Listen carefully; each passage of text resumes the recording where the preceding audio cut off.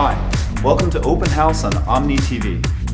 아름다운 그레나잇 카운터탑이 있는 Steel built-in 아일랜드. dishwasher, a Samsung oven.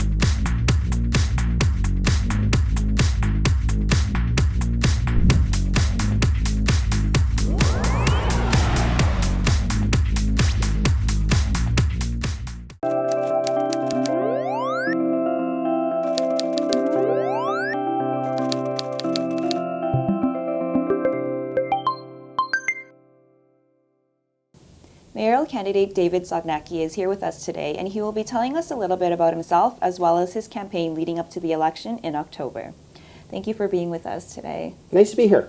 So you are a successful entrepreneur, a former city councillor, and you led Toronto's budget council as budget chief. What prompted you to run for Toronto's mayor? Well, I guess like many people, I just got sick and tired of what you were hearing day in and day out. It's not only what we'll call the circus environment, but worse than that, it's just not an effective way to run a city. The savings aren't nearly what the savings are purported to be. Financial management isn't what it's expected to be.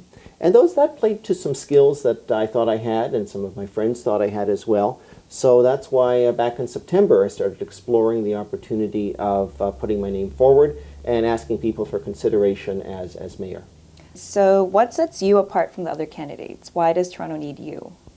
Well, I think the best way is taking a look at the different platforms more than as much as anything else. And right off the bat, I said that out in Scarborough, where I come from, I think we need to go with a sensible solution, which in that case is the LRT. That frees up a lot of money that we can put towards other transit solutions. And we can go on to other parts of the platform as well, but we have been very consistent in providing a lot of content in our campaign. I'm also the only candidate, or the only viable candidate, that has had budget responsibility and worked with both sides of council to put forward very complex platforms. And the only one who started my own business, we mentioned that a little bit earlier, 28 years ago I started my own business. Wow. And been able to manage a payroll and understand how important entrepreneurship is. So when you put together the types of platform that we have, my background in working with left and right on council and starting my own business, that's sort of the building blocks of what sets me apart. So your campaign has received quite a bit of attention due to the online memes that you've been creating throughout your campaign. And for example, one that reads, "Never heard of me, neither has 52 Division," in response to things that have been going on with Mayor Ford. So what was the strategy behind using these online tools, and in what ways have they helped your campaign? Well, we will get to that, but there's been a number since, and we are both flattered and surprised at the number of spoof. We put out those memes that you mentioned, but a number of people have come forward out of the blue and quite intrigued with our campaign and put forward ones of their own. What that's done, I think, is allowed us to reach out into non-traditional areas, particularly among those younger demographic who feel much more comfortable with the internet and having fun on social media. It also gives us a sense to explore creativity, and at the same time allows us to put forward a lot of new initiatives. In the very near future, we're going to be coming forward, for instance, with a parks initiative. And what we're going to be doing is using social media for that. And so what it does is it speaks directly to people to say, listen, here's the news and here's it unraveling right in front of you. Here are the issues, and it allows us to speak directly and at the same time have a one-on-one. So yes, I've gotten in trouble by tweeting my own tweets from time to time, but at the end of the day, it's worth it because it's a direct correspondence with those who are willing to be on social media. You were one of the very first to take the position supporting the LRT rather than the Scarborough subway. Why would this plan be the best for Toronto? Oh, it's cheaper, it's faster, it's sooner, it serves more people and serves the people that need transit. It serves all of those at-risk communities, and it serves students. It serves those that really, really need the accessibility to transit. It also offers transit in the way that people are now using transit. It's not just a huge vacuum cleaner that moves them all downtown and then moves them from the core up to the suburbs. We now use transit as getting amongst our communities, whether it's going to shopping or to work or to play. And it enables people to use transit the way they want to use transit and the way they need to use transit. So for all of those reasons, I see it as a sensible decision based on the evidence before us. At the same time, I think it's important to say that we need to take a look at subways where the density is warranted, where people in fact are going in large volumes from, and you know it's going from point A to point B because they have to. Absolutely, let's put subways there. You need it there, but in other areas you don't.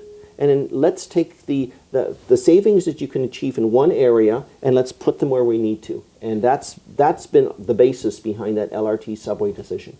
So what are some of the denser areas that you feel that subways are necessary? Well, just take a look at the downtown core. I mean, there's been a lot of discussion about the relief line, which is required.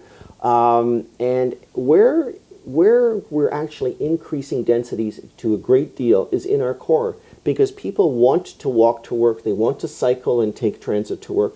It's a virtuous cycle of increased density that we need to support, because that's the way of the future. And we have to figure out one way or the other to put our funds into supporting that so people will continue to invest in the city. Because it's more than transit.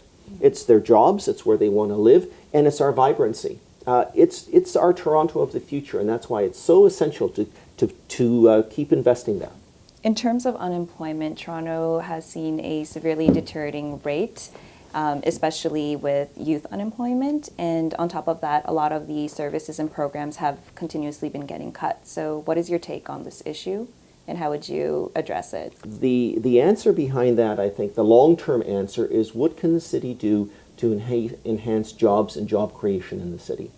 And as a city councillor, I put in a measure that council supported to reduce very gradually business taxes in the city to make us competitive. We'll never be a low-cost jurisdiction. We don't want to be. We want to be a high-value jurisdiction. And so that's continuing. It's going to stop in a couple of years, and I'm saying that we need to continue that to make us competitive and to keep us competitive in terms of taxes, so businesses want to locate. But it's much more than that. People of my generation went to work at the end of my generation still for large companies. That world has changed. Lots of people are taking the path of entrepreneurship and starting off on their own.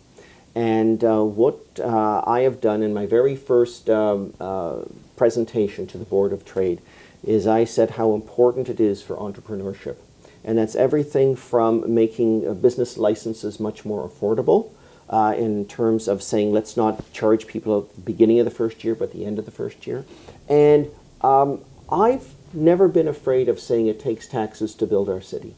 We have to get great value for our taxes. I'm prepared to be aggressive and assertive to make sure that we get good value for our taxes. But let's face it, there are portions of our society that need value, that need those services rather. And we need to make sure that those services are available. So I'm not out to say, well, you know, the gravy train are some vital services. I'm here to say we need to determine if there's value and if there's results. And if in fact there is value and results, we need to keep those services we have for the most vulnerable, because it's needed. In terms of those neighborhoods that are labeled as priority neighborhoods, have you ever visited the neighborhoods? Had them in my ward. My ward was Ward 43, which is Galloway and Kingston Road, also Orton Park and Kingston Road. And not only have I canvassed them, but I also have key campaign workers from those areas. So I know them well. They have human beings in them just like you and I are.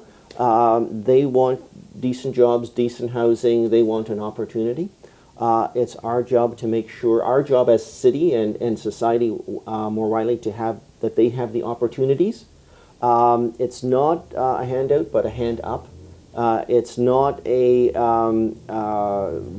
feeling sorry for them. It's saying you can achieve, and we will help you achieve. So it's critical to help them move up. The world is changing. We have to provide the structures to help them change with that world. Thank you so much for Thank being you with very us. much. Thank you.